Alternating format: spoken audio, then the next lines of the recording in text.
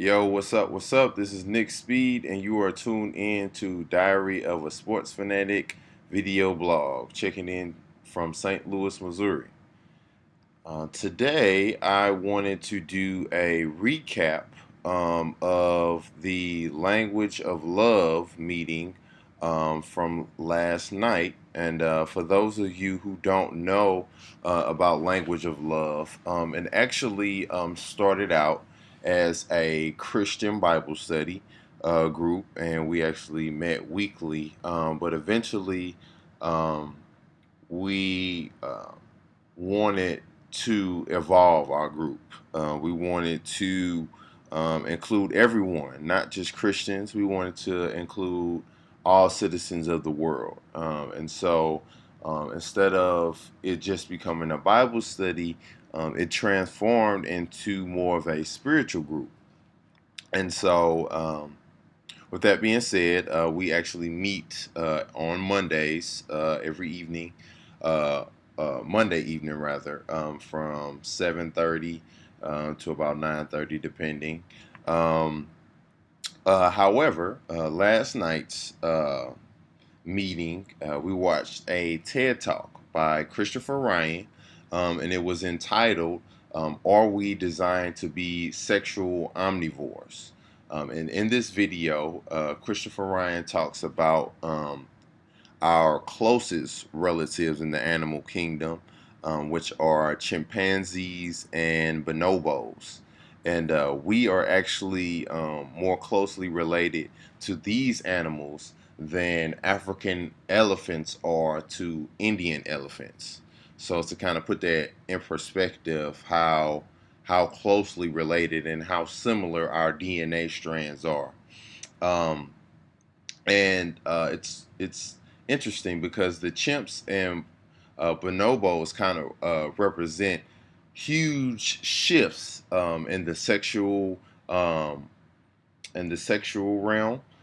Chimpanzees are very much into pair bonding, and they likely have mates for extremely long times.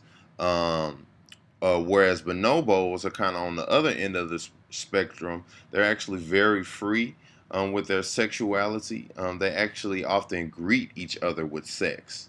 And the point I think Christopher Ryan was trying to make that we humans are kind of somewhere in the middle. And he also talks about the human body and that makeup. We're actually the only animal in the animal kingdom that can have sex 24/7, 365. Conceivably, you can have sex with a woman throughout her menstrual cycle. You can also have sex with a woman throughout pregnancy, conceivably all the way up until the water breaks. As far as the males are concerned, the testicles are actually outside of the body, and the reason for that is so that the male can ejaculate quickly and frequently, and so we're built to have, sex a lot, and it's not just looking at our relatives, but looking at our own anatomy as well. Um, if you look at the statistics in the animal kingdom, we have a, a high rate of sex per birth. Humans actually have um, sex 1,000 times per birth. That may seem like a lot to a little to you, but if you put it in perspective, one of our closest cousins, the gorilla, only has sex 10 times per birth. So if you kind of put that in perspective on, where we rank as far as the sexual spectrum. Um, as far as human desire is concerned, we desire three things. We desire sex, we desire romantic love, when you first, are newly dating someone or firstly in love and you can't stop thinking about that person and your whole perception of life changes. All of your decisions you make in life are made with that person in mind. And then there's also long-term bonding, that pair bonding, which is necessary, especially if you're raising children, because children obviously takes more than one person. So that desire for long-term pair bonding also exists. Now, these three desires vary from person to person, and this leads to all types of romantic relationships. You have the monogamous relationships, heterosexual, homosexual, bisexual. There are even asexual relationships. There are people out there that literally do not desire to have sex with anyone else. That's not something they're interested in whatsoever. It's not anything that's wrong with them. It's just how they are, you know.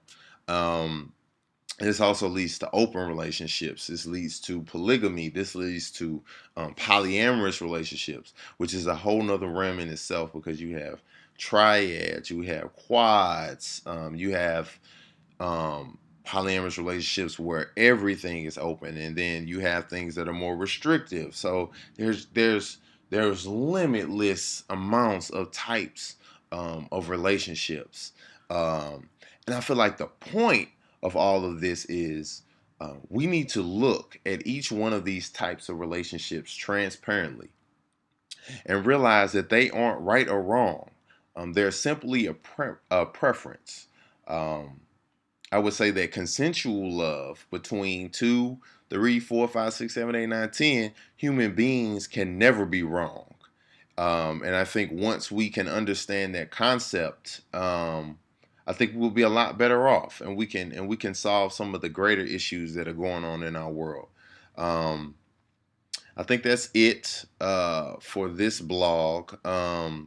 Stay tuned. I want to do a video update of all of our language of love, also known as LOL, meeting recaps. I think videos are a little bit easier as far as making the recaps are concerned. So stay tuned.